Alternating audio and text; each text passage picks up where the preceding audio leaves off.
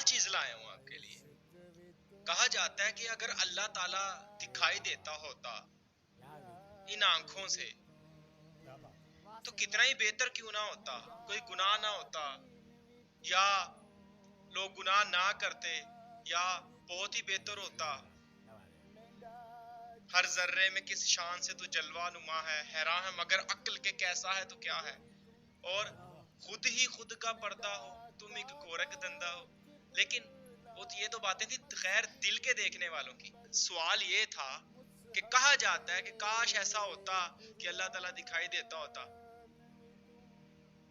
یہی سوال مولا روم حضرت جلال الدین رومی رحمۃ اللہ تعالی علیہ کی بارگاہ میں پیش ہوا تو انہوں نے فرمایا اگر اللہ تعالیٰ دکھائی دیتا ہوتا تو ایمان جبر بن جاتا. یعنی کہ جنت میں حضرت آدم علیہ السلام اللہ تعالیٰ کے قرب میں تھے, ان سے نسیان ہوا.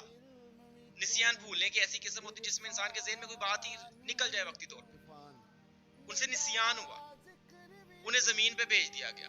300 سال وہ توبہ کرتے رہے اور اللہ تعالیٰ نے قرآن پاک میں فرمایا کہ ہم نے خود ہی ان کو القاء کیے تھے الفاظ کے توبہ کے. 300 سال وہ توبہ کرتے رہے.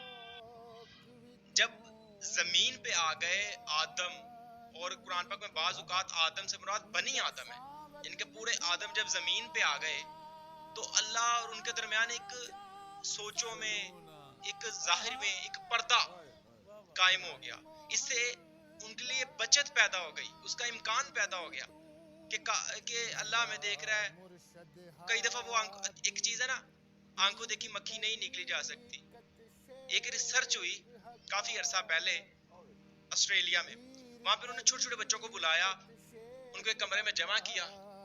کمرے میں جب ان کو جمع کیا تو انہوں نے کہا کہ یہاں پہ ایک پرنسس ہے جو کہ نظر نہیں آ رہی, اس چیئر پہ بیٹھی ہوئی ہے, وہ آپ کا دھیان رکھے گی, آپ نے کچھ غلط نہیں کرنا. ان کے سامنے بہت سی ایسی چیزیں رکھی گئی جیسے کہ وہ جان بوجھ کی شرارتیں کریں. جب وہ کمرے سے باہر گئے انہوں نے کیمرے سے دیکھا کہ بچے اس چیز کی طرف دیکھتے اور وہ اس چیز سے بچتے, وہ چیز سے ڈرتے. یہ تھا لاشعوری عمل. ان کو ایک چیز کا ایک ذہن میں گمان تھا. تو کچھ بچوں نے اس میں سے کیا کیا کہ ایک شرارتیں کی, کچھ وہ رک گئے. اگر وہ ظاہر میں کوئن بیٹھی ہوتی, پرنسس بیٹھی ہوتی تو وہ شرارتیں نہیں کرتے. لیکن وہ نہ ہونے سے یہ ہوا کہ کچھ نے شرارتیں کی اور کچھ رک گئے. اور اگر وہ بیٹھی ہوتی تو بچے شرارت کرتے تو ان کو تو سزا ملتی, لیکن وہ سزا سے بچ گئے. یہ اللہ تعالیٰ ہی کی رحمت ہے کہ اس نے سبب بنائے ہوئے ہیں ہمارے لیے, ہمارے بچانے کے لیے. جگہ جگہ پہ قدم قدم پہ اس نے ہمارے لیے جنت رکھی ہے. وہ تو بڑا رحیم و کریم ہے, 70 ماؤں سے زیادہ محبت کرنے والے. کیا بات ہے. اور یہ کہا جاتا ہوتا ہے, اکثر اوقات کہا جاتا ہوتا ہے جو ہوا سو بہتر ہوا, جو ہوا سو اچھا ہوا. اس کی ایک مثال ہونی چاہیے. ہاں, قرآن پاک میں بھی جگہ جگہ پہ تماثیل کا ذکر کیا گیا, مختلف اقوام کے بارے میں, مختلف اوقات کے بارے میں.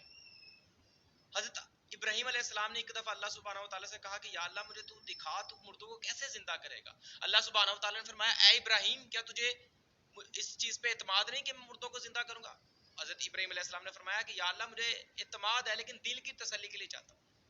تو دل کی تسلی کے لیے ایک مثال عرض ہے.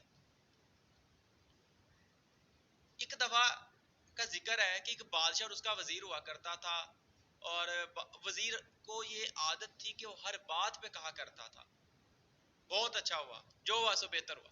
ایک دن بادشاہ سلامت تلوار کی مشق کر رہے تھے اور ان کا انگوٹھا اتر گیا. انگوٹھا جب ان کا اترا تو اس نے کہا کہ جو ہوا سو بہتر ہوا. بادشاہ آگے پریشانی میں تھا, اس کو غصہ آیا, اس نے کہا کہ وزیر کو جیل میں ڈال دو, زندان کوٹ میں ڈال دو. جو ہی وزیر کو پابند سلاسل کیا جا رہا تھا تو وزیر نے کہا کہ جو ہوا سو بہتر ہوا. بادشاہ اور تعجب کا شکار ہو گیا کہ میں سے جیل میں ڈالوں.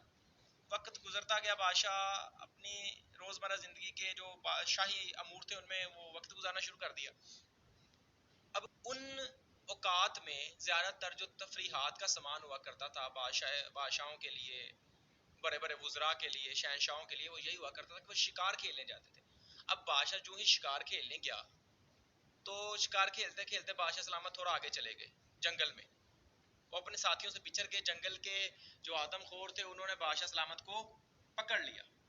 جو ہی انہوں نے بادشاہ سلامت کو پکڑا تو وہ اپنے سردار کے پاس لے گئے. سردار نے کہا اس کی بلی دی جائے گی. انہوں نے اس کو ننگا کیا. جب وہ ان کو ننگا کیا تو اس کا انگوٹھا کٹا ہوا تھا, یہ تھا اس کا جو تھا وہ کٹا ہوا تھا. انہوں نے کہا جی اس میں تو عیب ہے, اس کی تو خامی ہے, اس کی بلی نہیں ہوگی. ساتھ ان کے جو کار خاص تھا بادشاہ کے, انہوں نے اس کو پکڑا اور بلی دے دی.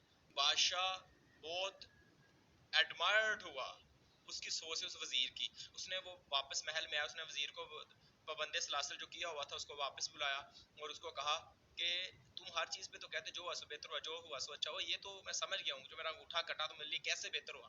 اب میں نے جب تمہیں جیل میں ڈالا تو بتاؤ یہ کیسے بہتر ہوا. اس نے کہا بادشاہ سلامت اگر میں آپ کے ساتھ ہوتا, اگر آپ مجھے جیل میں نہ ڈالتے تو وہ آپ کو چھوڑ کے میری قربانی دے دیتے. چند دن میں جیل کی مشکل اور سختی میں تو رہا ہوں, لیکن اس سے یہ ہوا میری زندگی بچ گئی. تو یہی اللہ تعالیٰ کی مصلحت ہے. ہر کام میں وہ جو کرتا ہے بہتر کرتا ہے. ہماری سمجھ میں نہیں آتا, ہماری سمجھ چھوٹی ہے. جو عقل میں گھر گیا وہ لا انتہا بیونڈ ٹو دا لمٹس کیوں کر ہوا, پھر جو سمجھ میں آ گیا وہ خدا کیوں کر ہوا. سمجھ تو محدود ہے, عقل تو محدود ہے, وہ آہستہ آہستہ بڑھتی جاتی ہے. اور کہاں تک بڑھ جاتی ہے یہ آپ کو اندازہ ہے, یہ کتنی حد تک, یہ پھر بھی ایک حد تک ہی رہتی ہے. حد سے پار ہے نا. جو لائک, سبسکرائب اور شیئر ضرور کیجیے, اور ساتھ بیل آئیکن کے بٹن کو ضرور دبائیے گا. اللہ حافظ. اور کمنٹ لازمی کیجیے گا, ہم آپ کے کمنٹس پڑھتے ہیں.